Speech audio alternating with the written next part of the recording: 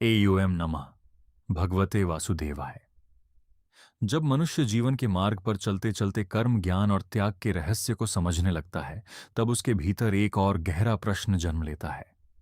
क्या संसार में रहकर कर्म करना श्रेष्ठ है, या सब कुछ छोड़कर संन्यास ले लेना? क्या मुक्ति कर्म से मिलती है या कर्म त्याग से? यही प्रश्न अब अर्जुन के मन में उठता है। अर्जुन कहता है, हे कृष्ण, कभी आप कर्म त्याग की प्रशंसा करते हैं और कभी कर्मयोग की। कृपा करके स्पष्ट बताइए, इन दोनों में से श्रेष्ठ कौन सा है?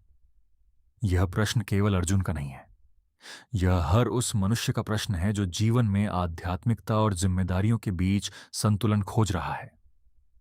तब भगवान श्री कृष्ण मुस्कुराकर कहते हैं, हे अर्जुन, कर्म संन्यास और कर्मयोग दोनों ही मनुष्य को मुक्ति की ओर ले जाते हैं, लेकिन इन दोनों में कर्मयोग श्रेष्ठ है, क्योंकि कर्म छोड़ देना सरल है, लेकिन कर्म करते हुए आसक्ति छोड़ देना कठिन है, और जो कठिन है वही साधना है। श्री कृष्ण कहते हैं, जो मनुष्य न द्वेष करता है न इच्छा करता है, वही सच्चा सन्यासी है। सन्यास वस्त्र बदलने से नहीं होता, सन्यास मन बदलने से होता है। यदि मन इच्छाओं से भरा है तो वन में जाकर बैठने से भी सन्यास नहीं होगा, और यदि मन शांत है तो बाजार के बीच खड़े होकर भी सन्यास संभव है। जो लोग ज्ञान योग और कर्मयोग को अलग समझते हैं, वे वास्तव में सत्य को नहीं जानते। ज्ञानी जानते हैं दोनों का लक्ष्य एक ही है। जैसे एक ही पर्वत की चोटी तक पहुंचने के लिए अलग अलग रास्ते होते हैं, वैसे ही ज्ञान और कर्म अलग मार्ग हैं, पर मंजिल एक ही है। जो मनुष्य कर्मयोग के द्वारा अपने मन को शुद्ध कर लेता है, वह शीघ्र ही परम सत्य को प्राप्त कर लेता है। अब श्री कृष्ण कर्मयोगी की स्थिति का वर्णन करते हैं। वे कहते हैं, जो मनुष्य आसक्ति त्याग कर कर्म करता है, जो अपने सभी कर्म ईश्वर को अर्पित कर देता है, वह पाप से अछूता रहता है। जैसे कमल का पत्ता जल में रहकर भी जल से अछूता रहता है, वैसे ही योगी संसार में रहकर भी संसार से अछूता रहता है। योगी शरीर से कर्म करता है, मन से कर्म करता है, बुद्धि से कर्म करता है, लेकिन आत्मा से कुछ नहीं करता, क्योंकि वह जानता है, मैं करता नहीं हूं। जो मनुष्य कर्म फल का त्याग कर देता है, वही सच्ची शांति को प्राप्त करता है, और जो फल की इच्छा से कर्म करता है, वह बंधन में पड़ जाता है। कर्म बंधन नहीं बनता, आसक्ति बंधन बनती है। जब मनुष्य फल को पकड़ लेता है तो कर्म उसे बांध लेता है। जब वह फल छोड़ देता है तो वही कर्म उसे मुक्त कर देता है। यहां श्री कृष्ण जीवन का एक गहरा नियम बताते हैं। मनुष्य कर्म से नहीं थकता, मनुष्य अपेक्षाओं से थकता है। कर्म शरीर को थकाता है, लेकिन अपेक्षा आत्मा को थका देती है। जो मनुष्य अपेक्षा छोड़ देता है, वह कर्म करते हुए भी हल्का महसूस करता है। अब श्री कृष्ण ज्ञानी पुरुष की दृष्टि का वर्णन करते हैं। वे कहते हैं, ज्ञानी पुरुष सब प्राणियों में एक ही आत्मा को देखता है। वह ब्राह्मण में, गाय में, हाथी में, कुत्ते में और चांडाल में भी एक ही परमात्मा को देखता है।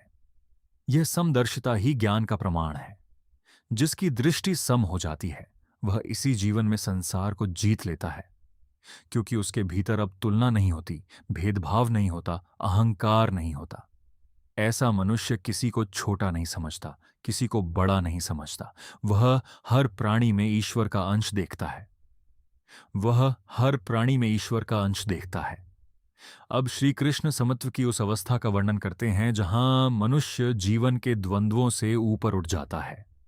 वे कहते हैं, जो मनुष्य सुख मिलने पर प्रसन्न नहीं होता और दुख आने पर विचलित नहीं होता, जिसकी बुद्धि स्थिर है, वही वास्तव में ज्ञानी है।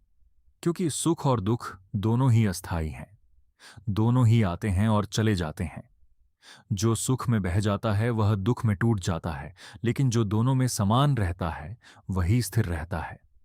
बाहरी सुख इंद्रियों से मिलता है, और इंद्रियों से मिलने वाला सुख आरंभ में मधुर लगता है, लेकिन अंत में दुख देता है, क्योंकि वह टिकता नहीं।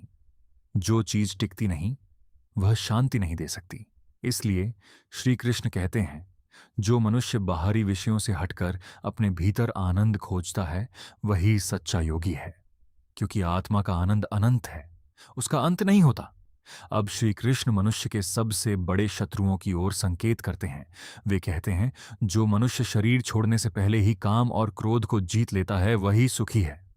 कामना मन को बांधती है, क्रोध बुद्धि को जला देता है। कामना कहती है और चाहिए, क्रोध कहता है ऐसा क्यों हुआ। इन दोनों के रहते मनुष्य कभी शांत नहीं रह सकता। जो इन दोनों पर विजय पा लेता है वह भीतर से स्वतंत्र हो जाता है। अब श्री कृष्ण ध्यान और आंतरिक शांति की अवस्था बताते हैं। जो मनुष्य बाहरी विषयों से हटकर अपने भीतर स्थित हो जाता है, जो प्राण और अपान को संतुलित करता है, जो इंद्रियों, मन और बुद्धि को नियंत्रित करता है, जो भय, इच्छा और क्रोध से मुक्त हो जाता है, वह सदा मुक्त रहता है। ऐसा योगी बाहर से साधारण दिखाई देता है, लेकिन भीतर से पूर्ण शांति में स्थित होता है। अब श्री कृष्ण इस अध्याय का अंतिम रहस्य प्रकट करते हैं। वे कहते हैं, जो मनुष्य मुझे सभी यज्ञों और तपों का भोक्ता, समस्त लोकों का स्वामी और सभी प्राणियों का सच्चा मित्र जान लेता है, वह परम शांति को प्राप्त करता है। यही कर्म संन्यास योग का सार है। जब मनुष्य समझ लेता है कि ईश्वर ही सबका आधार है, तब उसके भीतर से भय समाप्त हो जाता है, और जब भय समाप्त हो जाता है तब जीवन संघर्ष नहीं रहता, यात्रा बन जाता है। अब अर्जुन के भीतर एक गहरा परिवर्तन हो चुका है। उसका मन जो पहले संशय से भरा था, अब स्पष्टता से भर गया है। उसे समझ आ गया है कि सन्यास का अर्थ जीवन छोड़ना नहीं है। सन्यास का अर्थ है अहंकार छोड़ना, ममता छोड़ना, फल की आसक्ति छोड़ना। जो मनुष्य संसार में रहकर कर्तव्य निभाता है और भीतर से शांत रहता है, वही सच्चा योगी है। जो भागता है वह मुक्त नहीं होता, जो समझता है वही मुक्त होता है। यही गीता का संदेश है। अब यह अध्याय अपने पूर्ण रूप में समाप्त होता है। श्रीमद् भगवद गीता का 5वां अध्याय, कर्म संन्यास योग, यहीं पूर्ण होता है। यह अध्याय हमें सिखाता है, कर्म से भागना समाधान नहीं है, कर्म को समझना समाधान है। त्याग का अर्थ कार्य छोड़ना नहीं है, त्याग का अर्थ है अहंकार छोड़ना। यदि इस अध्याय ने आपके भीतर थोड़ी भी शांति जगाई हो, थोड़ी भी स्पष्टता लाई हो, तो इस वीडियो को लाइक अवश्य करें। और अगर आप श्रीमद् भगवद गीता के संपूर्ण ज्ञान को अध्याय दर अध्याय इसी गहराई और सरलता से सुनना चाहते हैं, तो तत्व विचार चैनल को सब्सक्राइब करना न भूलें।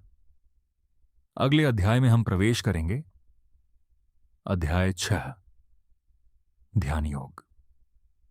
ओम शांति शांति शांति।